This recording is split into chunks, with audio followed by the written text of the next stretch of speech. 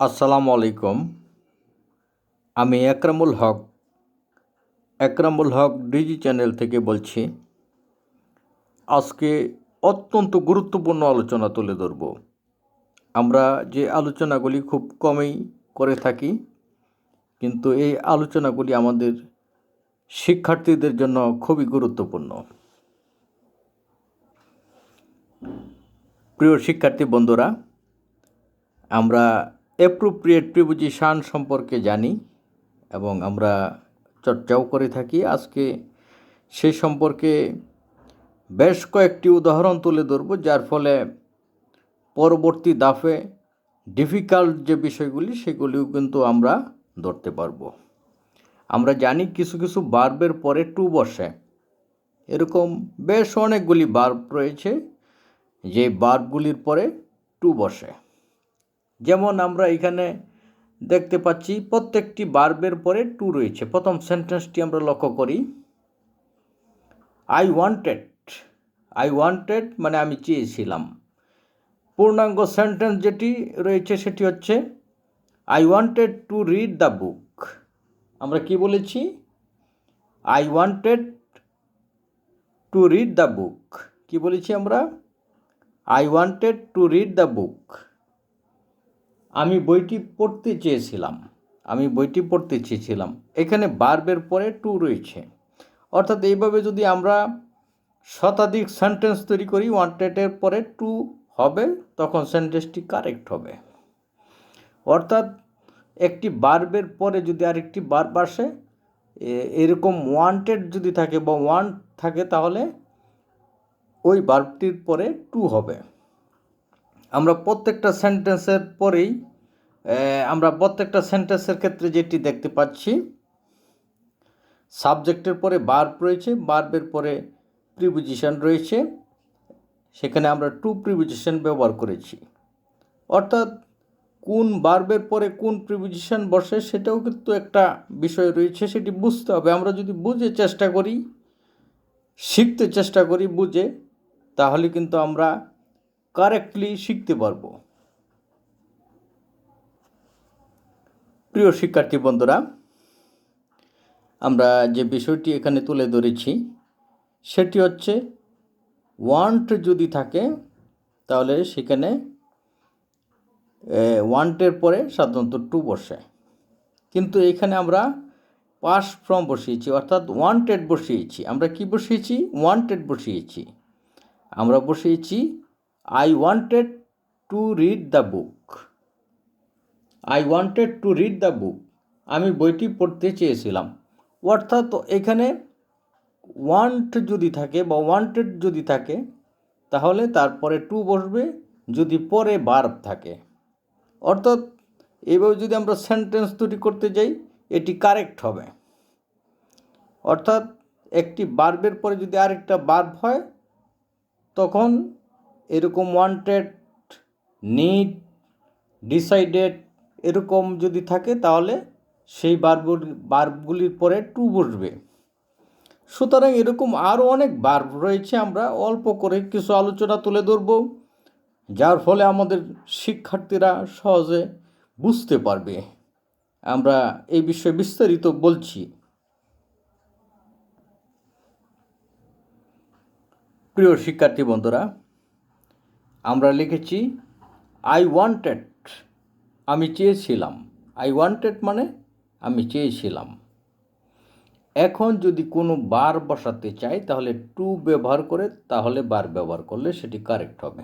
আমরা সেই জন্য ব্যঙ্গে আমরা কিন্তু আলোচনা করে থাকি। সুতরাং আমাদের প্রত্যেকটি আলোচনা কিন্তু খুবই গুরুত্বপূর্ণ। এখন আমরা যদি কোনো ভার্ব এই গ্যাপে আনতে চেষ্টা করি, তাহলে টু বসিয়ে তারপরে আমরা বসাতে পারবো। আমি বলতে পারি I wanted to study more. I wanted to study মোর। অর্থাৎ আমরা ওয়ান্টেড যেখানে রয়েছে, যে আই ওয়ান্টেড আমি চেয়েছিলাম। এখন যদি আমরা সেন্টেন্সকে বড় করি, তাহলে টু ব্যবহার করে তারপরে ভার্ব আনতে হবে।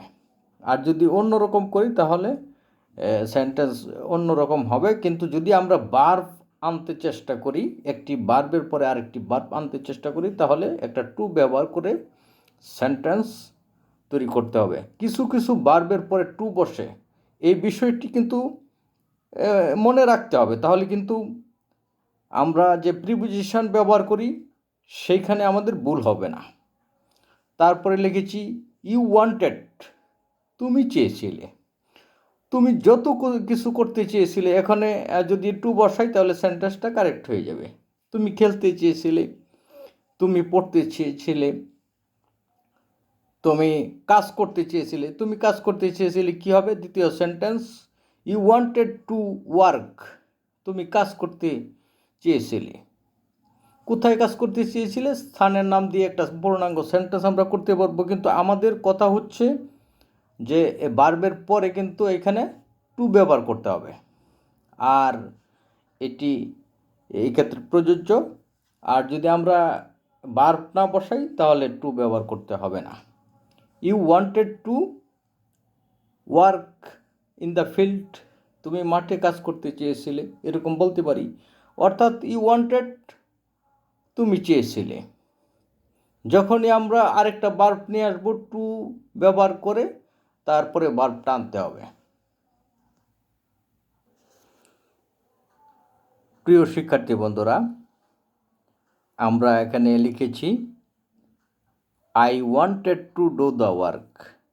কি লিখেছি আমরা? I wanted to do the work, আমি কাজটি করতে চেয়েছিলাম, আমি কাজটি করতে চেয়েছিলাম।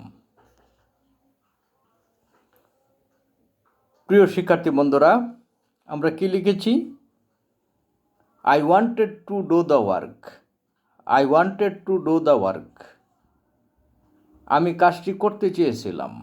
অর্থাৎ এখানে আমরা ভার্বের পরে আরেকটা ভার্ব বসিয়েছি, অর্থাৎ দুটি ভার্বের মাঝে টু বসিয়েছি। আমরা কি লিখেছি? I wanted to do the work, আমি কাজটি করতে চেয়েছিলাম, আমি কাজটি করতে চেয়েছিলাম। অর্থাৎ আমরা কিভাবে প্রিপোজিশন বসাবো ভার্বের পরে সেই সম্পর্কে আলোচনা করছি, খুবই গুরুত্বপূর্ণ আলোচনা। এখন আমরা সিম্পল আলোচনা করতেছি, একটা সময় আমাদের শিক্ষার্থীরা ডিফিকাল্ট আলোচনাগুলি বুঝতে পারবে, সুতরাং মনোযোগ সহকারে কিন্তু লক্ষ্য করতে হবে।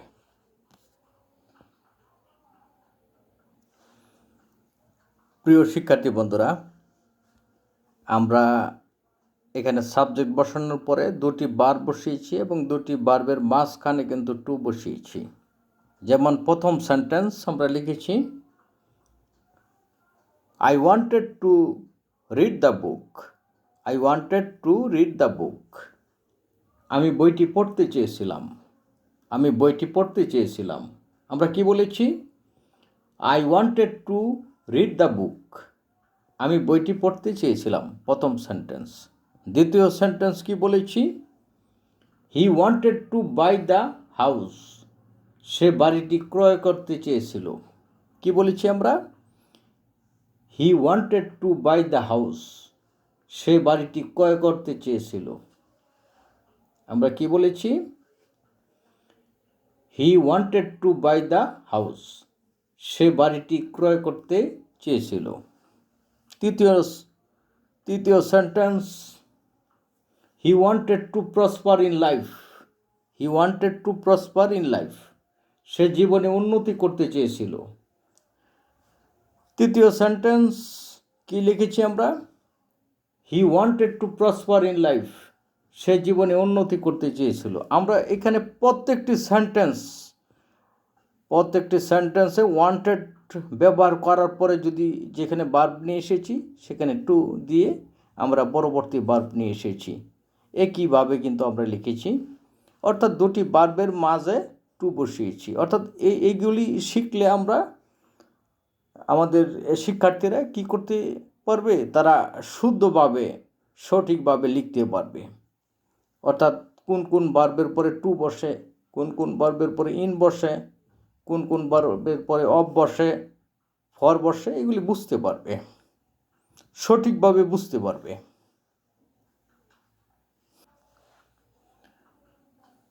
প্রিয় শিক্ষার্থী বন্ধুরা, আমরা যে বিষয়টি আজকে তুলে ধরছি যে কোন কোন ভার্বের পরে টু বসে, এখানে আমরা লক্ষ্য করছি I need to sleep now, I need to sleep নাও।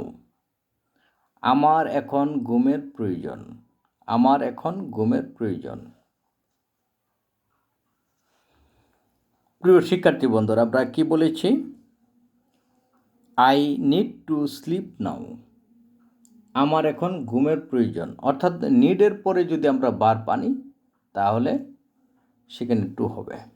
অর্থাৎ কোন কোন ভার্বের পরে টু হবে আমরা কিন্তু রুল পড়েছি, কিন্তু আমরা যদি একটু বুঝে পড়তে চেষ্টা করি, লিখতে চেষ্টা করি, বলতে চেষ্টা করি, তাহলে আমাদের যে প্রাপ্তি সেই প্রাপ্তি বাস্তবে রূপান্তরিত হবে। অর্থাৎ আমরা বুঝে পড়তে চেষ্টা করব, প্রথমে বুঝতে চেষ্টা করব, তারপরে পড়তে চেষ্টা করব।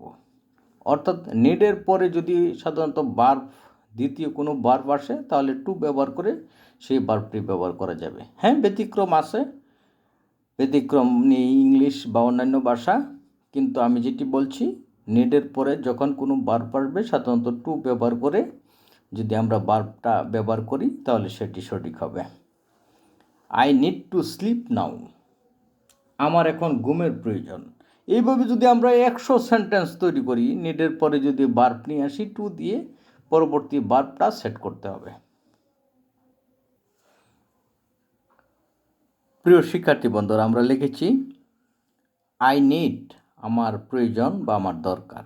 এখন যদি আমরা কোনো ভার্ব নিয়ে আসি তাহলে টু বসিয়ে তারপরে ভার্ব আনতে হবে, তারপরে যদি আদার্স অংশ বসাই তাহলে বসাতে পারবো। আমি আর শুধু বোঝানোর জন্য আমরা এই কাজটা করেছি। এখানে আমরা আই নিড, আমার প্রয়োজন, আই নিড মানে আমার প্রয়োজন। আই নিড টু স্টাডি মোর, আমার অধিক পড়াশোনা প্রয়োজন।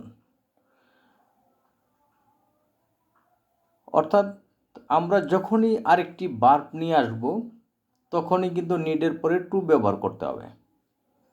I need to do the work, I need to study মোর। অর্থাৎ যখনই ভার্ব আসবে, নিডের পরে যখনই ভার্ব আসবে তখনই টু ব্যবহার করে পরবর্তী ভার্ব আনতে হবে, তারপরে বাকি অংশ আমরা বসাবো।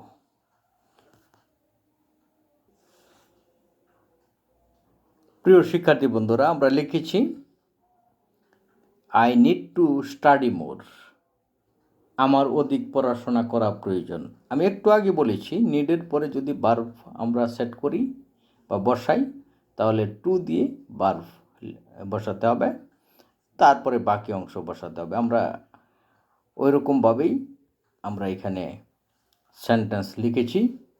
I need to study more, I need to study মোর। অর্থাৎ আমার অধিক পড়াশোনা করা প্রয়োজন। আমি কি বলেছি? আই নিড টু স্টাডি মোর, আমার অধিক পড়াশোনা করা প্রয়োজন, আমার অধিক পড়াশোনা করা প্রয়োজন। আমি আবারও বলছি, আই নিড টু স্টাডি মোর, আমার অধিক পড়াশোনা করা প্রয়োজন। প্রিয় শিক্ষার্থী বন্ধুরা, আমরা বলেছি নিড যে ভার্বটি রয়েছে তারপরে যদি কোনো ভার্ব আমরা সেট করি, বসাই, তাহলে টু ব্যবহার করে পরবর্তী ভার্ব ব্যবহার করতে হবে। আমরা প্রথম সেন্টেন্স আবার আলোচনা করছি। I need to sleep now, I need to sleep now, আমার এখন ঘুমের প্রয়োজন। আমি কি বলেছি? I need to sleep now, আমার এখন ঘুমের প্রয়োজন। দ্বিতীয়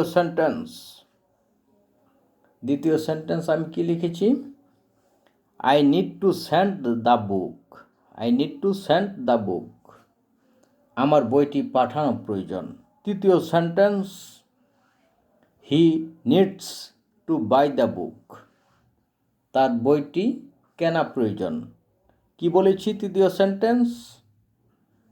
হি needs to buy the book, তার বইটি কেনা প্রয়োজন। অর্থাৎ একইভাবে প্রত্যেকটা সেন্টেন্সে প্রথমে সাবজেক্ট বসেছে, তারপরে ভার্ব বসেছে, টু বসেছে, তারপরে আবার ভার্ব বসেছে, তারপরে বাকি অংশ বসেছে। আমি আবারও বলছি, প্রথমে সাবজেক্ট বসেছে, তারপরে ভার্ব বসেছে, তারপরে টু বসেছে, তারপরে ভার্ব বসেছে, তারপরে বাকি অংশ বসেছে। এইভাবে যদি আমরা 100 সেন্টেন্স লিখি, এইভাবেই লিখলে কারেক্ট হবে।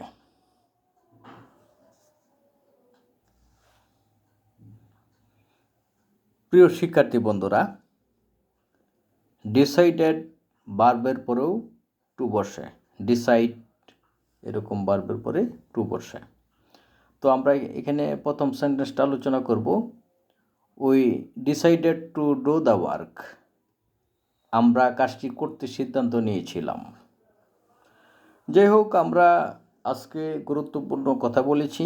কিছু কিছু ভার্বের পরে টু বসে, কিছু কিছু ভার্বের পরে ইন বসে, এবং কিছু কিছু ভার্বের পরে ফর বসে। এরকমভাবে বিভিন্ন প্রিপোজিশন বসে। এই সম্পর্কে আমরা ব্যাপক আলোচনা আগে করেছি, আজকেও করলাম, ভবিষ্যতেও করব। সবাইকে ধন্যবাদ জানিয়ে আজকের মতো বিদায় নিচ্ছি। আসসালামু আলাইকুম।